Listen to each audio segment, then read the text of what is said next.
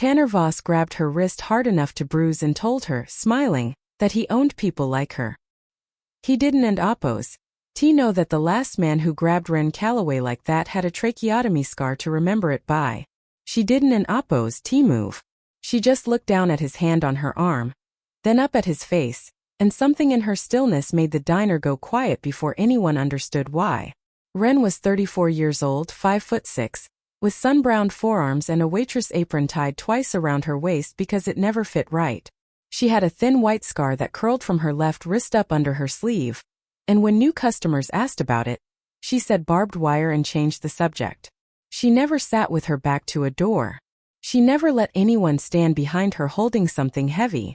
Old Purdy, who and oppose, D run the Rusty Spur Diner for 30 years, had noticed it the first week, the way Ren and oppose, eyes swept a room before her body followed.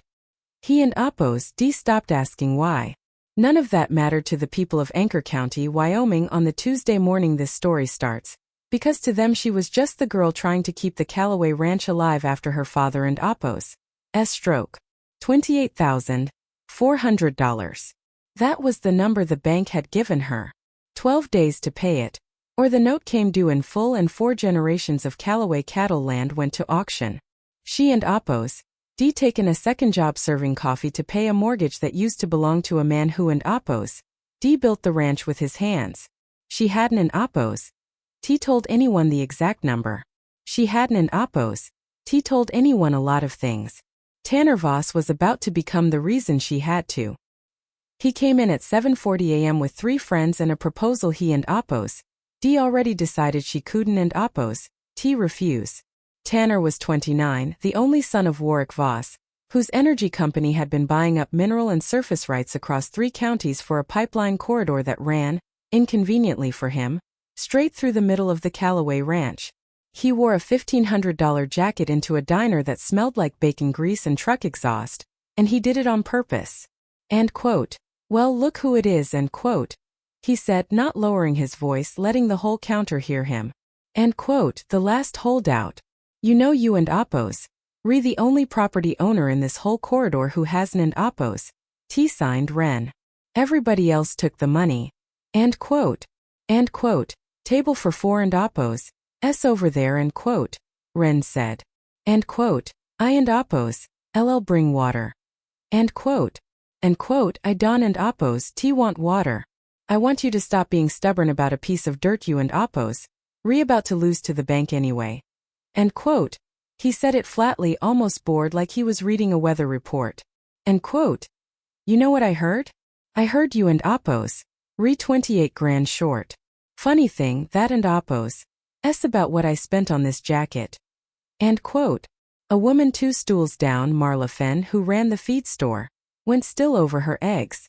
Nobody had said the number out loud in town. Now everybody at the counter had it. Ren set down 4 water glasses without spilling a drop, which took more control than anyone in that diner understood. End quote. "Anything off the menu or just the commentary?" End quote, she asked. One of his friends laughed. Tanner didn't and oppose T. His eyes narrowed a half degree, the first small crack showing under the money. A man used to people flinching, mildly irritated that this one hadn't and oppose T. By 8:10 he and oppose D sent back his eggs twice, once for being end quote, wrong end quote, once out of pure boredom, and loudly informed his friends that his father and oppose's lawyers were preparing end quote, a very persuasive letter end quote, for the county about eminent domain access easements, whether the Calloway land was zoned for it or not. End quote, "They and oppose. LL fight it for a year," end quote, he said, cutting his steak like he was making a point with the knife end quote, "and lose. And by then you and oppose. LL have already lost the ranch to the bank anyway. So really I and oppose. Am doing you a favor asking you to sign now. Cash today beats a foreclosure sign in your yard next month." End quote. Purdy, refilling coffee 2 tables down, caught Ren and oppose, "Si. You want me to take the table?" his look said. She gave a small shake of her head. "I and oppose we got it." She and oppose D survived worse men than this one talking. That was the problem. She knew exactly how this kind of man behaved when the talking stopped working. End quote, "Sir, I need you to lower your voice," end quote, she said evenly. End quote. There are other customers. End quote. End quote, or what? End quote. Tanner said and smiled the way a man smiles when he genuinely believes there is no or what that applies to him. End quote. You and Apple'll ask me to leave? I could buy this diner and fire you before my coffee gets cold, sweetheart. End quote. End quote. Then I and Apple's be unemployed with more free time. End quote. Ren said. End quote. Your eggs are getting cold too. End quote. A short laugh went down the counter, quickly swallowed when Tanner and Apple's head snapped toward the sound. His jaw tightened. That was the second crack. Humiliation, small but real, from a room he and Apple's expected to intimidate into silence. He didn't, and Apple's let it go. Men like Tanner Voss rarely do, once an audience has seen them lose a round. At 8:35 he stood up, walked to the counter where Ren was cashing out another table, and set his coffee mug down hard enough to slosh liquid over the rim and across her wrist. End quote. Oops, end quote, he said, watching her hand. End quote. Clumsy me. End quote. Ren looked at the coffee dripping off her fingers. She didn't, and Apple's flinched, though the burn was real. End quote. I and Apple's LL get a rag. End quote. End quote. No, end quote. He caught her forearm before she could turn away, not gently. End quote. I want you to actually listen this time. 28,400. I will write that check right now today if you put your name on the easement paperwork in my truck. Or I make one call and my father and Apple's people make sure that bank calls your note early instead of in 12 days. You understand what I and Apple's am offering you? I and Apple's am offering you a way out. Most people would be on their knees thanking me. End quote. His grip tightened on the exact spot where the scar ran under her sleeve. Something in Ren and Apple's face changed, not fear. Recognition. A door in her mind that had been shut for 2 years creaked open half an inch. End quote. Let go of my arm, end quote, she said quietly. Her voice had dropped, gone flat and level in a way that made the hair rise on Purdy and Apple's neck across the room. It wasn't an Apple's the voice of a waitress anymore. End quote, or what? End quote. Tanner said again, and this time there was an edge under the smirk, because some animal part of him had noticed the change too and didn't, and Apple's like it. End quote, or I and Apple's am going to have to hurt you, end quote. Ren said, end quote. And I really genuinely Don and Apple's want to. End quote. He laughed in her face. Then he grabbed her other wrist too, yanked her half over the counter toward him, and said the thing that ended the negotiation for good. End quote. You Don and Apple's get to threaten me in my county, you broke little, end quote. He never finished the sentence. What happened next took 11 seconds, and every witness in the Rusty Spur diner would tell a slightly different version of it for years, because none of them had ever watched a human body move like that before. Ren didn't, and Apple's pull away from his grip.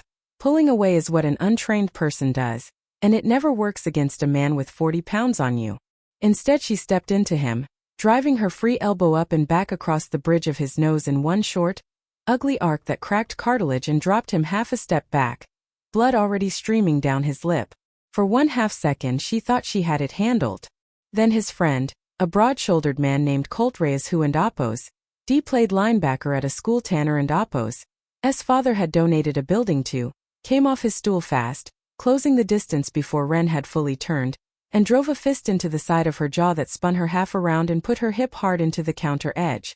Pain went white behind her eyes. The room tilted. For one terrible second 12 years of training meant nothing at all, and she was just a tired, underslept woman with a mortgage on the floor of a diner tasting blood. Get up. The voice in her head wasn't and Apple's Ren and Apple's own anymore. It was a drill instructor and Apple's a sergeant and Apple's 30 years dead, and still louder than the pain. Get up. You Don and Apple's get to stay down. Get up. She got up. She came off the floor on unsteady legs, blood at the corner of her mouth, one hand braced on the counter, breathing through her nose the way they and Apple's taught her to slow a racing heart in the field. Colt was already coming again, fists up, grinning like this was still going to be easy. It was not going to be easy. Ren let him swing.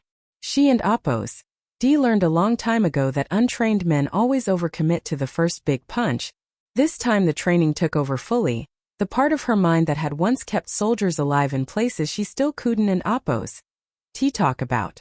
She dropped her chin to protect her airway, drove her heel down onto the top of his foot hard enough to fracture a metatarsal, and as his grip loosened in a gasp of pain, spun inside the hold, seized his already injured wrist, and applied slow, deliberate, unmistakably controlled pressure until Tanner Voss, heir to an energy fortune, a man who had never once in his life been made to kneel by anyone, went down onto his knees on the diner floor, screaming precisely where he had told her an hour earlier that she belonged.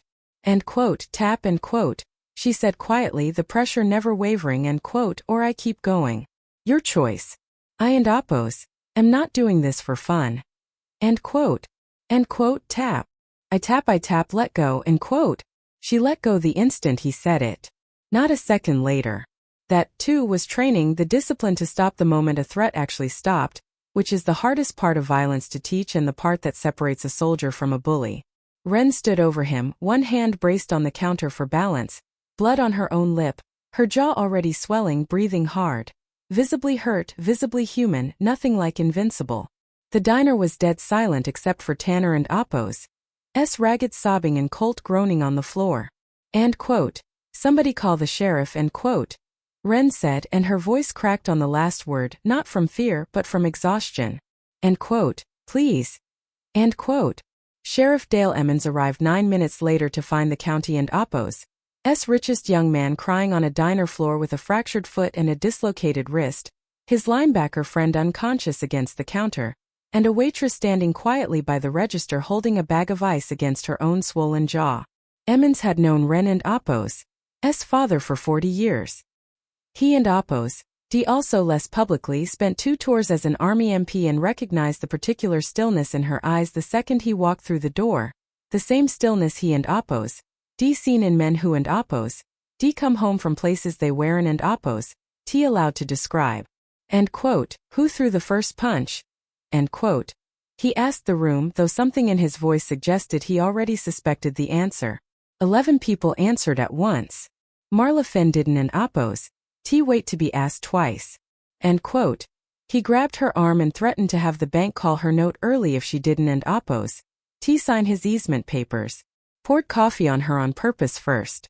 Colt hit her before she and Oppo's done a thing to either of them, end quote. Purdy pulled up the diner and Oppo's security footage on his phone without being asked.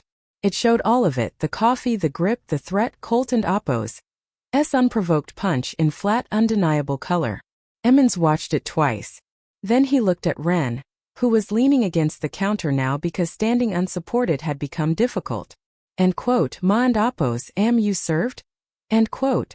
End quote. Ranger Regiment, end quote. Ren said quietly. End quote. 11 years. Combat medic attachment the last 4. End quote. Something in the sheriff and Oppo's face shifted, respect, and something close to guilt for how the town had let her carry a burning ranch and a second job in silence without ever asking what she and Oppo's given up for it. End quote. Get the paramedics to look at that jaw, end quote, he said. End quote. And somebody get this man and Oppo's father on the phone. He and Oppo's going to want to hear this from us before the internet tells him. End quote. The internet told him anyway. A trucker parked outside had filmed the last 40 seconds through the window on his phone, and by that evening the video had 2 million views under the caption "Oilair gets destroyed by Waitress. He tried to bully into selling her family ranch." By morning it was 4 million, and Warwick Voss and Oppo's company had gone from expanding a pipeline corridor to issuing a public apology nobody at the company had wanted to write. But the story that mattered to Anchor County wasn't and Oppo's the video. It was what came after. Part 4, what the town did next. The first domino to fall was quiet, and it fell inside the bank. A junior loan officer named Priya Anand had spent 8 months watching her supervisor push the Callaway note toward early recall for reasons that never quite made financial sense. Until 2 days after the diner video went public, she finally understood why. She drove to the sheriff and Oppo's office herself and handed over an email chain showing that Voss Energy had paid the bank and Oppo's regional vice president a consulting fee to To accelerate foreclosure on 3 ranches along the pipeline corridor, Ren and Apos, S included, to force distress sales at a fraction of value. It wasn't Apos, just Tanner and Apos, S cruelty anymore. It was a scheme and it had a paper trail. The regional vice president was placed on leave within 48 hours. The bank and Apos, S board facing a fraud investigation and a public relations disaster stacked on top of a viral assault video, did something no one in Anchor County had ever seen a bank do voluntarily. They forgave the accelerated portion of Ren and Apos' note outright and restructured the remaining balance at a rate her ranch could actually survive on. End quote, "We got it wrong," end quote, the bank and Apos' regional president said at a town hall 2 weeks later, standing in the very diner where it had all started, end quote, "And we and Apos, sorry it took a viral video and a federal complaint for us to fix it," end quote. The second domino was the land itself. A county surveyor reviewing the pipeline easement paperwork Tanner had tried to force on Ren discovered that Voss Energy and Apos' crews had already been quietly clearing brush and running survey stakes across Callaway land for 6 weeks, without a signed easement, without permission, in plain violation of state trespass law. 2 ranch hands from a neighboring spread had noticed the trucks back in the spring and said nothing, assuming, like most people in Anchor County had learned to assume, that money like Voss and Apos' simply didn't, and Apos' got stopped. The county filed trespass charges against the survey contractor and issued an injunction freezing all pipeline activity on Callaway land pending a full review. A review that, given the fraud already uncovered at the bank, was not expected to go well for Voss Energy. Tanner himself was charged with assault and battery, and separately for the coffee, attempted intimidation tied to financial extortion, a charge that made the county attorney visibly satisfied to file. Colt Reyes faced his own assault charge for the first unprovoked blow, the one the security footage made impossible to spin. Neither man ever set foot in the Rusty Spur diner again. The third domino was the town itself, and it was the one that made Ren cry 3 weeks later, in her truck in the diner parking lot, when nobody in the county had managed to make her cry through any of the rest of it. Marla Fenn organized a benefit at the Grange Hall, not for the legal bills which the county attorney and Apos' office was covering as part of the case against Voss Energy, but for the ranch itself, for the fencing and the feed and the vet bills that had piled up during the 2 years Ren had been quietly keeping her father and Apos' operation alive on a Waitress and Apos' tips. 41 families showed up. People who and Apos' known Ren her whole life and never once asked why she looked so tired, why she flinched at fireworks on the 4th of July, why she always sat facing the door. They brought casseroles and cash envelopes and from 3 different ranching families, offers of free labor for calving season. Old Purdy stood up at the end of the night and announced he was raising Ren and Apos' hourly wage effective immediately, end quote, for services rendered above and beyond the coffee menu, end quote, which got the biggest laugh of the evening and the only standing ovation the Rusty Spur diner had ever hosted. Sheriff Emmons found her afterward, loading a truck bed full of casserole dishes. End quote, "You didn't and Apos' have to fight alone, you know," end quote, he said. End quote. "Not that day, and not for the 2 years before it either," end quote. End quote. "I know that now," end quote, Ren said. She meant it, though it would take longer than a benefit dinner to fully believe. By March, the pipeline injunction had become permanent.